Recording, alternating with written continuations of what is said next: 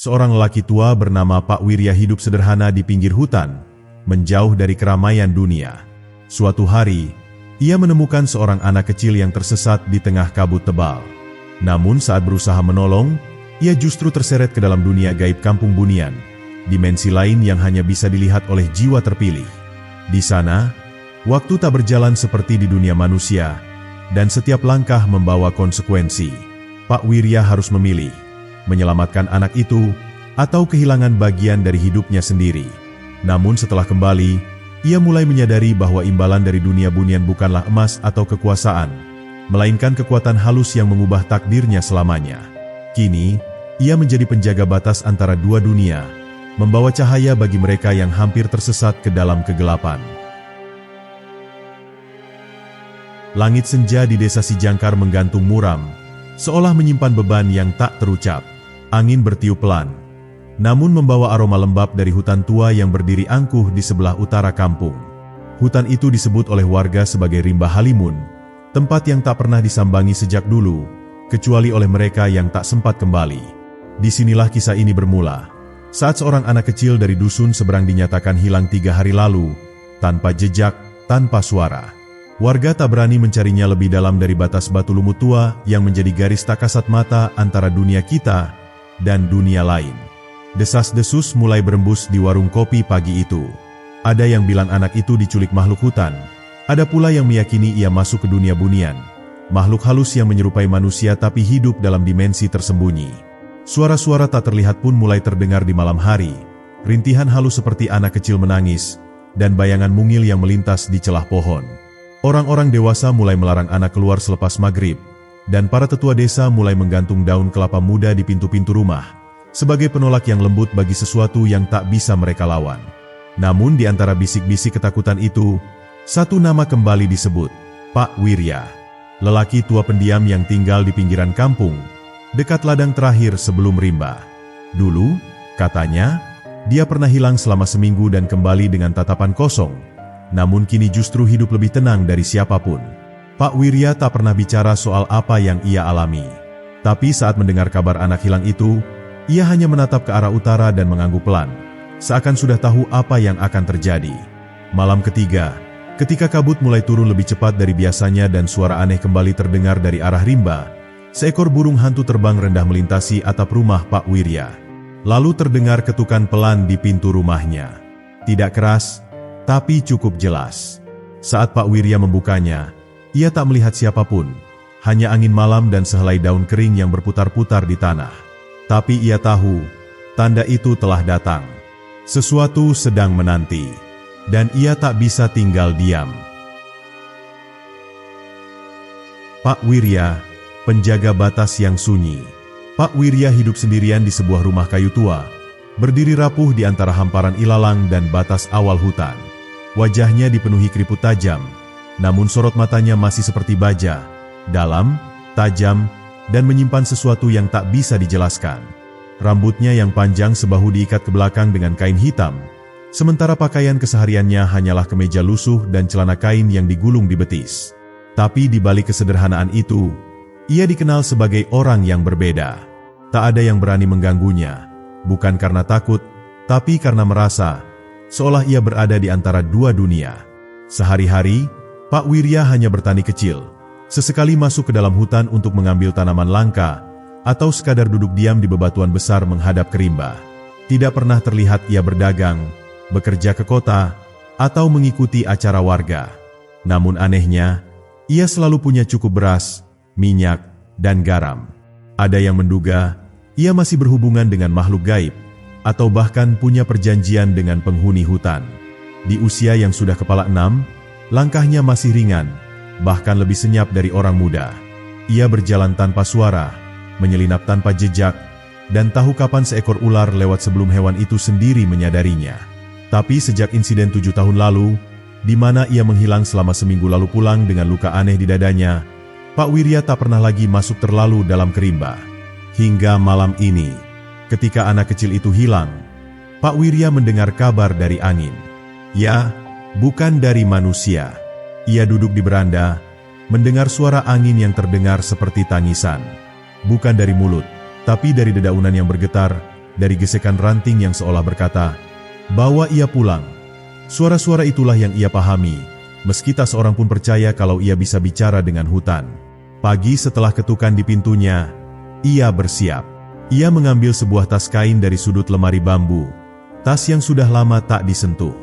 Di dalamnya, tersimpan keris kecil dengan gagang gading, seikat akar bajang, dan sebutir batu hitam sebesar kelereng yang katanya bisa bersinar dalam kegelapan. Ia mengikat kain hitam di kepalanya, lalu melangkah ke arah utara.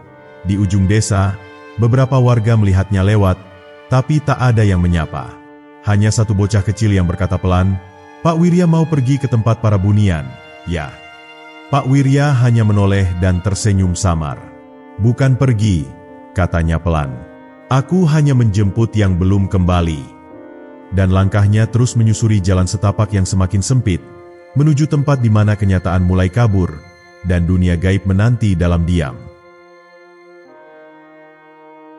Anak yang tersesat. Pak Wirya melangkah pelan ke dalam rimba, melewati batas pohon besar yang dijuluki warga sebagai penjaga gerbang. Batangnya lebar, penuh lumut, dan terdapat bekas goresan seperti cakaran makhluk besar. Tak ada burung bersuara, tak ada serangga. Hening. Hutan seolah menahan napas menyambut kedatangannya. Beberapa meter dari pohon itu, tanah menjadi lembut dan berlumut. Pak Wirya menyusuri jalur samar yang tertutup dedaunan kering, sampai langkahnya terhenti. Di bawah sebuah pohon beringin muda, duduk seorang anak kecil, sepi, tanpa suara, dan menatap kosong ke tanah. Tubuhnya penuh debu, rambutnya kusut, dan baju putihnya berubah kecoklatan. Namun yang paling aneh adalah matanya, hampa, seperti bukan anak kecil biasa. Anak itu tampak tidak terluka, tapi tak juga merespon saat dipanggil. Pak Wirya mendekat perlahan. Lututnya menekuk sejajar dengan wajah si bocah. Ia melihat sorot mata yang dalam, terlalu dalam untuk seorang anak kecil. Seolah di balik pupilnya, ada bayangan lain yang mengintip. "Namamu siapa?" tanya Pak Wirya pelan. Tak ada jawaban, hanya helaan napas yang berat. Tapi saat tangan Pak Wirya hendak menyentuh pundaknya, anak itu tiba-tiba berdiri sendiri, tanpa ekspresi, lalu berjalan lurus masuk lebih dalam ke rimba. Pak Wirya terdiam sejenak. Ia paham, anak ini bukan hilang secara biasa. Ia sedang dituntun. Langkah anak itu perlahan, tapi tetap lurus tanpa ragu. Tidak menoleh, tidak menunggu. Seperti tahu jalan pulang, tapi bukan pulang ke kampung manusia. Pak Wirya pun mengikuti dari belakang, menjaga jarak, matanya waspada pada setiap pohon, setiap semak, setiap bisikan. Sesekali anak itu berhenti, menoleh, lalu berjalan lagi. Tapi sorot matanya tetap kosong. Di satu titik, mereka melewati sebuah batu besar yang dibentuk menyerupai kursi alami. Di atasnya, ada seikat bunga liar yang masih segar. Padahal tidak ada yang menanam bunga di tengah rimba seperti ini. Pak Wirya menarik napas pelan. Ia tahu, ini adalah jalur pengantar. Jalur yang tak bisa dilalui sembarangan. Jalur menuju tempat yang hanya bisa ditemui jika kau diundang. Semakin dalam mereka masuk, kabut mulai turun meski matahari masih tinggi. Udara menjadi lebih dingin, dan bau tanah berubah. Bukan bau busuk, tapi aroma wangi samar seperti bunga dan dupa. Anak itu terus melangkah, hingga akhirnya berhenti di depan sebuah jalan kecil yang dipagari dua pohon jati tua yang bengkok ke dalam, membentuk semacam gerbang alami. Dan di sanalah segalanya berubah. Keputusan mengantar anak pulang.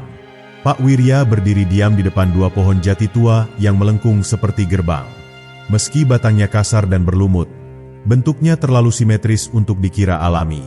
Di antara celah batang itu, kabut berkumpul lebih tebal, menciptakan tirai tipis yang mengaburkan pandangan ke dalam. Suara burung, jangkrik, bahkan detak jantung sendiri pun seperti tertahan begitu ia menginjakan kaki lebih dekat ke garis batas itu.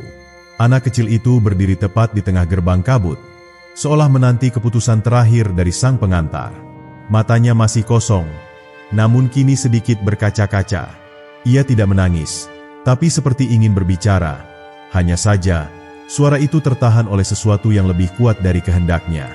Pak Wirya tahu, sekali ia melangkah, tak akan ada jalan biasa untuk kembali. Batas antara dunia manusia dan dunia gaib bukan hanya soal tempat, tapi soal niat. Mereka yang melangkah karena rasa serakah akan terjebak. Tapi mereka yang datang dengan niat tulus, terkadang diberi jalan pulang. Ia menghela napas panjang, lalu merogoh kantongnya dan mengeluarkan seikat akar bajang. Akar keramat yang diakini mampu menuntun manusia keluar dari alam gaib jika digunakan dengan ikhlas. Ia mengikatkan akar itu di pinggang anak kecil tersebut, lalu menyentuh dahinya dengan 3 jari. Sebuah doa dalam bahasa lama dibisikkan pelan. Bukan mantra, tapi sebuah izin yang diwariskan dari leluhur. Kalau ini jalurmu, kata Pak Wirya pelan, aku akan ikut, tapi hanya untuk mengantar. Anak itu menunduk pelan, dan tanpa berkata sepatah kata pun, ia mulai berjalan masuk ke dalam kabut. Pak Wirya mengikutinya dengan langkah tenang, namun hatinya dipenuhi kewaspadaan. Setiap langkah seperti menembus lapisan realitas. Kabut yang awalnya samar, kini menjadi padat dan berwarna kebiruan. Tanah di bawah kaki mulai berubah, tidak lagi tanah hutan, tapi semacam permukaan berpasir halus, memantulkan cahaya seperti serpihan kristal. Suara yang ia dengar juga mulai berubah. Ada lantunan nada-nada lembut yang tidak berasal dari alat musik manapun, tapi terdengar seperti suara angin yang bernyanyi. Aroma bunga-bunga asing memenuhi udara, dan di kejauhan, ia mulai melihat rumah-rumah tanpa bayangan. Rumah-rumah itu berdiri di antara pepohonan yang bercahaya samar, tak terlalu tinggi, tapi indah dan memikat. Atapnya terbuat dari serat halus seperti benang perak, dan dindingnya dari bahan seperti kayu putih yang berkilau. Tak ada suara manusia, tapi bayangan-bayangan bergerak di dalamnya. Seolah tempat itu hidup, tapi tak sepenuhnya nyata.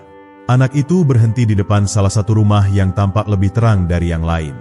Dari dalamnya, sosok perempuan berbaju panjang warna gading muncul. Wajahnya teduh tapi matanya menyimpan rahasia ribuan tahun. Ia menatap Pak Wirya lama, sangat lama, sebelum akhirnya angguk pelan. Sang pengantar, katanya dalam suara nyaris seperti angin, kami menerima kembalianmu. Pak Wirya menunduk hormat, dan merasakan seluruh tubuhnya diselimuti rasa dingin yang lembut. Tidak menusuk, tapi menyentuh jiwa. Lalu ia sadar, tugasnya belum selesai, karena setiap pemberian dari dunia bunian selalu datang dengan harga. Memasuki hutan terlarang. Setelah menyerahkan sang anak kepada sosok perempuan berbaju gading, Pak Wirya mengira tugasnya selesai. Namun saat ia hendak membalikan badan, langkah kakinya terasa berat, seakan ada tali halus tak kasat mata yang menahannya.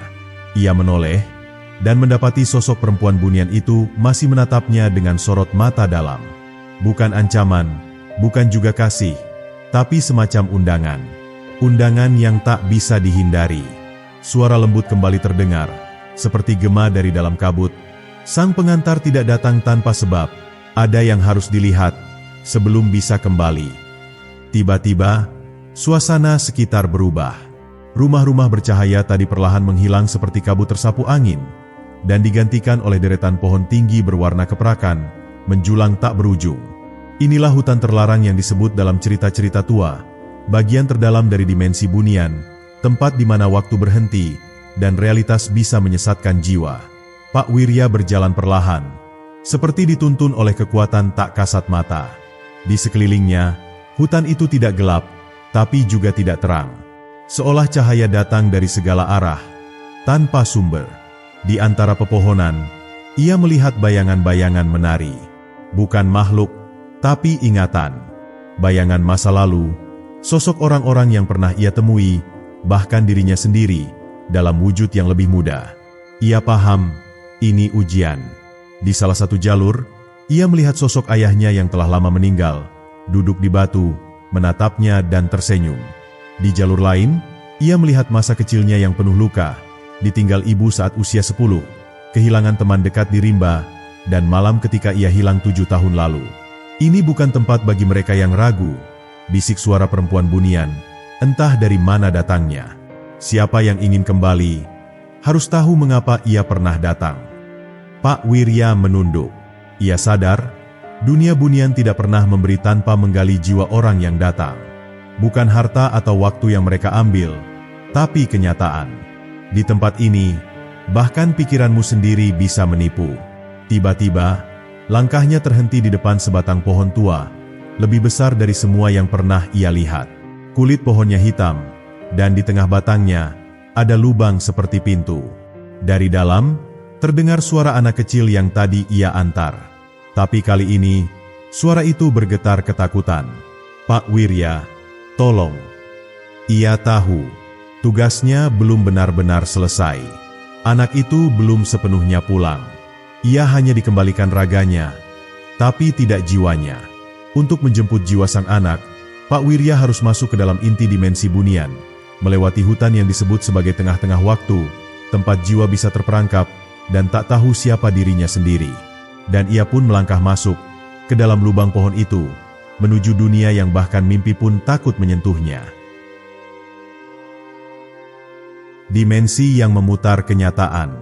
Begitu kaki Pak Wirya menembus lubang pohon raksasa itu, seketika dunia berubah. Tidak ada tanah, tidak ada langit, bahkan tidak ada suara. Ia berdiri di sebuah ruang kosong berwarna kelam, namun permukaannya berkilau seperti kaca hitam. Langkahnya tak mengeluarkan suara, dan bayangannya memantul ke segala arah. Ratusan, ribuan, tapi tak satu pun yang mengikuti gerak aslinya. Inilah tengah-tengah waktu, sebuah ruang gaib di mana masa lalu, masa kini, dan masa depan bersilangan seperti benang kusut. Di tempat ini, apa yang kau pikirkan bisa menjadi nyata, dan apa yang kau lupakan bisa memburumu. Tiba-tiba, di kejauhan, muncul sosok anak kecil yang ia antar tadi. Tapi kali ini, wajahnya berbeda, pucat, matanya kosong, dan tubuhnya dikelilingi kabut pekat berwarna biru kehitaman. Ia tidak bersuara, tapi mulutnya terbuka seperti berteriak. Suara itu langsung muncul di dalam kepala Pak Wirya, menggema keras dan menyakitkan. "Aku tak tahu siapa aku bukan siapa-siapa." Pak Wirya tahu, jiwa anak ini sedang terperangkap dalam pusaran realitas gaib. Jiwa yang tersesat di tengah-tengah waktu bisa berubah menjadi arwah gentayangan, bahkan bisa dimanfaatkan oleh makhluk-makhluk yang hidup dari kegilaan dan kekosongan. Dari balik kabut, sosok-sosok mulai bermunculan. Mereka bukan manusia, bukan pula hantu, tapi seperti bayangan rusak. Tubuhnya berkedut, wajahnya tak utuh, dan gerakannya tersentak-sentak seperti mimpi buruk yang membeku. Mereka mendekat, menyatu dengan kabut, lalu mulai berbisik. "Tinggalkan dia, kamu bisa kembali, kamu bisa memilih." Namun Pak Wirya bukan orang yang mudah digoyahkan oleh ilusi. Ia menunduk, merogoh kantong bajunya, dan mengeluarkan batu hitam pusaka, batu yang hanya bersinar jika digunakan dengan niat tulus. Batu itu mulai menyala samar. Ia mendekati anak itu, menaruh batu tersebut di dada si anak, dan mengucapkan mantra kuno dari gurunya yang sudah wafat puluhan tahun lalu. Yang tersesat bukan karena hilang, tapi karena lupa jalan pulang. "Aku datang bukan sebagai penjemput, tapi sebagai pengingat." Saat kalimat itu selesai, ruang di sekeliling mereka bergetar. Kabut memekik, bayangan-bayangan memudar, dan anak itu mulai menangis. Tapi kali ini air matanya nyata. Matanya mulai jernih, dan tubuhnya mulai bercahaya samar. Jiwa yang tadinya hilang, perlahan menemukan jalannya. Namun sebelum mereka bisa kembali, satu suara lain terdengar dari balik kehampaan, berat, tua, dan seperti datang dari akar bumi. "Kau telah masuk terlalu dalam, manusia. Apa kau kira keluar akan semudah masuk?" Tiba-tiba tanah di bawah mereka retak. Waktu seperti berhenti. Dari kegelapan muncul satu sosok besar, berwujud laki tua berjubah akar dan mahkota dari tanduk rusa. Matanya putih tanpa bola mata. Ia adalah penjaga tengah-tengah waktu. Dan kini, untuk benar-benar membawa pulang anak itu, Pak Wirya harus memberikan sesuatu sebagai ganti. Penukaran dan harga jiwa. Sosok besar berjubah akar itu berdiri di hadapan Pak Wirya. Tingginya tak masuk akal, menjulang hingga seolah menyentuh langit gelap di dimensi tengah-tengah waktu. Wajahnya tidak menyeramkan, tapi memiliki kewibawaan yang membuat lutut gemetar. Ia bukan makhluk jahat, tapi juga bukan makhluk yang bisa disuap dengan doa atau tangisan. Ia berbicara tanpa membuka mulut. Suaranya muncul langsung dalam benak. Jiwa telah diselamatkan, tapi setiap yang diambil dari waktu harus dibayar dengan waktu. Apa yang kau bawa untuk ditukar, manusia?" Pak Wirya diam. Ia sadar, tempat ini tunduk pada hukum yang tak bisa dihindari. Ia tidak bisa begitu saja membawa anak ini keluar tanpa memberi sesuatu sebagai penyeimbang. Dunia bunian bukan tempat yang bisa dijajah oleh niat baik semata. Di balik keindahan dan kesunyian, tersembunyi aturan yang telah ada sejak alam diciptakan. Sang penjaga menjentikan jari, dan tiba-tiba, di sekeliling Pak Wirya muncul cermin-cermin melayang. Masing-masing menampilkan potongan kehidupannya. Di satu sisi, terlihat masa mudanya yang penuh penderitaan, saat ia hampir mati kelaparan di dalam hutan. Di sisi lain, tampak istrinya yang dulu wafat karena ia lebih memilih tinggal di rimba daripada di rumah sakit. Lalu, tampak sosok anak lelaki kecil, anak kandungnya sendiri, yang hilang 20 tahun lalu dan tak pernah ditemukan. "Satu bagian dari hidupmu harus kau lepaskan, sebagai ganti untuk jiwa anak ini," ujar penjaga itu. "Waktu yang kau pilih akan terhapus dari keberadaanmu dan dari ingatan dunia." Pak Wirya gemetar. Ini bukan soal kehilangan harta. Ini soal melupakan bagian hidupnya, bagian yang menjadikannya siapa dia hari ini. Ia menatap si anak kecil yang kini tertidur di pangkuannya. Wajahnya damai, seperti kembali menjadi manusia biasa. Ia tidak tahu siapa anak ini. Bukan keluarganya, bukan darahnya. Tapi entah mengapa, ada ikatan yang dalam. Seolah Allah mempercayakan satu jiwa padanya, agar ia bisa menebus kesalahan masa lalu. Dengan napas berat, ia menatap cermin yang menampilkan anak kandungnya yang hilang. Ia tersenyum pahit.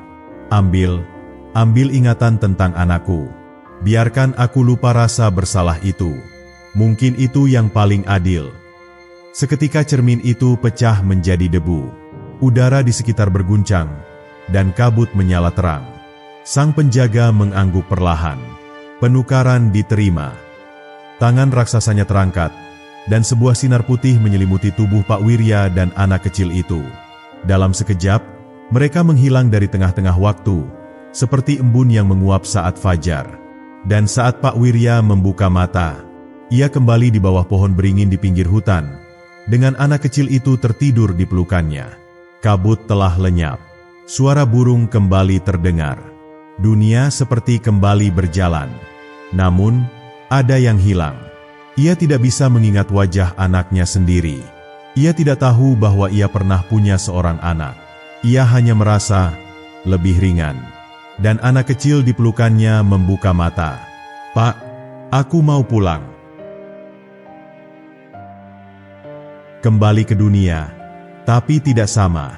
Kabut pagi menyambut mereka saat Pak Wirya melangkahkan kaki keluar dari batas hutan.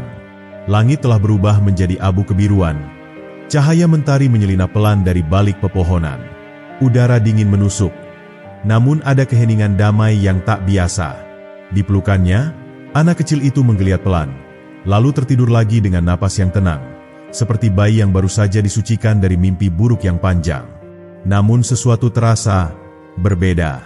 Pak Wirya berdiri mematung di jalan setapak. Ia mengenali hutan ini. Ia tahu batu besar itu, pohon jati melengkung itu. Tapi semuanya terasa sedikit asing. Seolah semuanya sama, tapi tidak sepenuhnya. Burung-burung yang berkicau di atasnya bukan jenis yang ia kenal. Angin berembus pelan, tapi membawa aroma bunga yang tak pernah tumbuh di kampungnya. Ia berjalan menuju kampung dengan langkah berat. Orang-orang mulai terlihat dari kejauhan. Mereka sedang membersihkan halaman, menjemur pakaian, dan seperti biasa, menjalani hidup. Tapi saat mereka melihat Pak Wirya, mereka berhenti, menatap, diam. Tak satu pun langsung mendekat. Salah satu orang tua, Pak Kalbi, mendekat perlahan, menatap anak yang digendong Pak Wirya. "Wiri, itu anak siapa?" tanyanya pelan. Pak Wirya terdiam. Ia hendak menjawab, tapi tak ada nama yang muncul di pikirannya. Ia hanya bisa berkata, "Anak yang tersesat di hutan." Seorang ibu muda menangis mendengar kalimat itu. Ia berlari, memeluk anak itu sambil terisak-isak. Ini anakku yang hilang 3 hari lalu." Semua orang terkejut. Mereka tidak tahu kemana anak itu hilang. Ia lenyap begitu saja saat bermain di pinggir hutan. Tapi kini kembali, dalam pelukan Pak Wirya. Utuh, tapi dengan mata yang terlalu tenang untuk anak seusianya. Kampung pun ramai kembali. Orang-orang datang mengucap syukur, menyebut Pak Wirya sebagai penyelamat. Tapi ia tak menyahut. Dalam hatinya ada kehampaan. Ia duduk diam di teras rumahnya, memandang langit sore. Malamnya, Pak Wirya membuka peti tuanya. Di dalamnya, ia biasa menyimpan barang-barang kenangan, foto, mainan kecil, sehelai baju bayi, surat-surat lama. Tapi malam itu, peti itu kosong. Ia mengerutkan dahi. Ia yakin, sebelumnya peti ini tidak kosong. Ia mencoba mengingat, tapi tidak ada yang muncul. Tidak ada nama, tidak ada wajah, hanya rasa sepi yang dalam, seperti lubang di tengah hatinya. Saat ia menutup peti, suara lembut terdengar di luar jendela. Terima kasih telah menukar kehilangan dengan keselamatan. Pak Wirya berdiri, menatap keluar. Di bawah pohon jati, sosok perempuan berbaju gading yang pernah ia temui di dunia bunian tersenyum tipis. Tapi kali ini, bayangan tubuhnya makin samar. Dan di belakangnya, berdiri sosok lelaki kecil yang seharusnya membuat hati Pak Wirya bergetar. Tapi ia tidak mengenalinya. Dan malam itu, langit kampung Wirya terasa lebih sunyi dari biasanya. Ia telah kembali ke dunia manusia. Tapi ia tahu, ia tidak pernah benar-benar kembali dalam wujud yang sama. Imbalan yang tak terlihat. Hari-hari berlalu sejak kepulangan Pak Wirya dari hutan. Ia kembali menjalani kehidupan sederhana di kampung, berkebun, memancing, dan sesekali membantu warga yang butuh pertolongan. Namun sejak malam ia melihat sosok perempuan berbaju gading itu, ada perubahan halus yang mulai terasa. Sesuatu yang tidak bisa dijelaskan dengan kata-kata, tapi menyelimuti hidupnya seperti kabut tipis yang tak pernah benar-benar menghilang. Semua orang memperlakukannya dengan lebih hormat dari sebelumnya. Bahkan para pemuda yang dulu enggan menyapa kini menunduk saat melintas. Anak-anak kecil berhenti bermain dan menatapnya takjub setiap kali ia lewat, seolah ia membawa sesuatu yang tak terlihat, namun memancar kuat. Pak Wirya tak mencari pujian, tapi ia mulai merasakan keanehan yang semakin nyata. Tanaman di kebunnya tumbuh lebih cepat dari biasanya, bahkan saat musim kemarau. Seekor burung jalak yang ia temukan tergeletak sakit di pinggir jalan, sembuh hanya dalam 1 malam setelah ia beri air. Dan yang paling mengejutkan, ia mulai mendengar bisikan. Bisikan itu bukan suara hantu, tapi lebih seperti suara alam. Angin yang menyampaikan kabar, pohon yang berbicara lewat getarnya. Bahkan kadang, ia bisa menebak apa yang akan dikatakan seseorang sebelum mereka membuka mulut. Ia tahu, ini bukan kebetulan. Suatu malam, saat bulan purnama menggantung sempurna di langit, Pak Wirya didatangi mimpi aneh. Dalam mimpinya, ia berjalan di jalan setapak yang dihiasi bunga putih bercahaya. Di ujung jalan, ada gerbang batu besar dengan tulisan kuno. Di sana, perempuan berbaju gading berdiri lagi, tapi kali ini, ia mengenakan mahkota dari cahaya dan memegang tongkat dari akar emas. Ia berkata pelan, "Imbalanmu bukan emas, tapi penglihatan, pemahaman, dan kemampuan untuk membimbing mereka yang hampir tersesat. Kami memberimu sebagian kecil dari mata bunian." Pak Wirya terbangun dengan peluh dingin, dan saat ia membuka mata, matanya terasa berbeda, lebih tajam, lebih terang meski lampu tak dinyalakan. Ia melihat detail yang tak biasa, pola embun di jendela, bayangan halus yang melintas di sudut rumah, bahkan aura samar dari tubuh manusia yang mendekat. Mulai hari itu, ia sadar bahwa dunia bunian tidak hanya mengembalikan apa yang ia cari, tapi juga menitipkan tugas. Ia tidak hanya penyelamat bagi anak yang tersesat. Kini, ia menjadi penjaga batas, penuntun diam-diam bagi mereka yang tanpa sadar melangkah terlalu dekat dengan dunia yang tak terlihat. Dan malam-malamnya, kadang terdengar pintu diketuk oleh orang asing yang wajahnya suram dan tubuhnya basah karena kabut. Mereka datang tak tahu arah, tapi selalu pergi dengan mata yang lebih terang. Itulah imbalannya, bukan kekayaan, tapi menjadi jembatan antara yang nyata dan yang gaib. Penjaga gerbang yang baru. Tahun-tahun berlalu. Rambut Pak Wirya kini telah sepenuhnya memutih. Tapi tubuhnya tetap tegap, dan matanya, mata yang telah disentuh oleh dunia bunian, masih bersinar tajam, menembus gelap malam dan kabut pagi. Orang-orang mulai memanggilnya dengan gelar baru, penjaga batas. Bukan karena ia mengaku-ngaku sakti, tapi karena setiap kali ada yang hilang di hutan, atau diganggu oleh mimpi buruk yang berulang, atau mengalami kejadian tak masuk akal, mereka datang padanya. Dan entah bagaimana, ia selalu tahu apa yang harus dilakukan. Kisah tentangnya menyebar hingga ke kampung-kampung lain. Ada yang percaya, ada pula yang menganggapnya cuma cerita tua. Tapi bagi mereka yang pernah ditolong, Pak Wirya bukan sekadar manusia biasa. Ia adalah orang yang pernah masuk dan keluar dari dunia yang tak boleh sembarangan dimasuki, dan kembali membawa sebagian dari dunia itu dalam dirinya. Setiap malam Jumat Kliwon, ia duduk di beranda rumahnya yang menghadap ke arah hutan. Ia menyalakan pelita kecil dan menaburkan garam halus di sekitar kursinya. Kadang ia bicara pelan, seolah sedang berdialog dengan angin. Kadang ia tertawa kecil sambil memandangi langit yang penuh bintang. Namun di balik ketenangannya, Pak Wirya tahu satu hal, gerbang ke dunia bunian tidak pernah benar-benar tertutup. Dan tugasnya kini bukan sekadar menjaga, tapi memilih siapa yang boleh melintas, dan siapa yang harus diperingatkan untuk kembali. Suatu malam, seorang pemuda datang mengetuk pintunya. Matanya merah karena menangis. Adiknya hilang di pinggir sungai sejak 2 hari lalu. Warga sudah mencari, tapi hasilnya nihil. Pak Wirya memandang ke arah hutan. Angin malam terasa lebih dingin dari biasanya.